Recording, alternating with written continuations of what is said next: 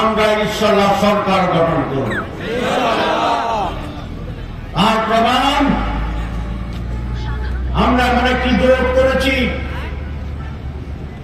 যেখানে ইসলামপন্থীরা আছে,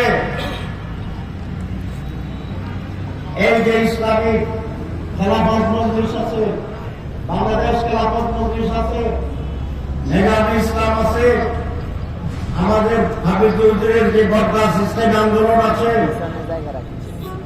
আমাদের সাথে 71 সালে যিনি একজন বীর বিক্রম আছেন যুদ্ধের ভিতরে, ওলিয়া আহমেদ সাহেব বীর বিক্রম, উনি এখন আমাদের জোটে আছে, ঠিক কিনা? নতুন বাংলাদেশে গড়ার যে নতুন বিপ্লব, জুলাই যে বিপ্লবের যারা নেতৃত্ব দিয়েছিল, তাদের যে দল এনসিপি, সেই এনসিপি আমাদের সাথে জোটবদ্ধ আছে, এটা আপনি জানেন? আমাদের এই জোট ইসলামপন্থীদের ঐক্যবদ্ধ জোট।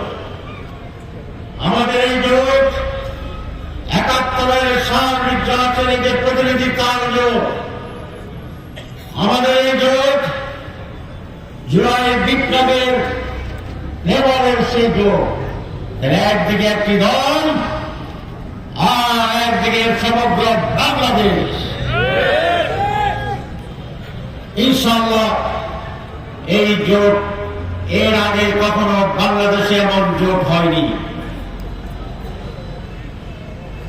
এই পরিবর্তন এবার সরকার গঠন করবে ইনশাআল্লাহ।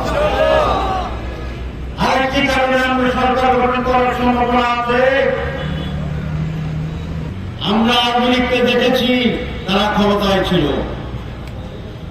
আমরা বিএনপিকে দেখেছি, তারা ক্ষমতায় ছিল। এবার আমরা নতুন জোটকে এবং জামাত ইসলামীকে দেখব। এ কথা বলে না? আমি অনেক রিকশাওয়ালার সাথে কথা বলেছি।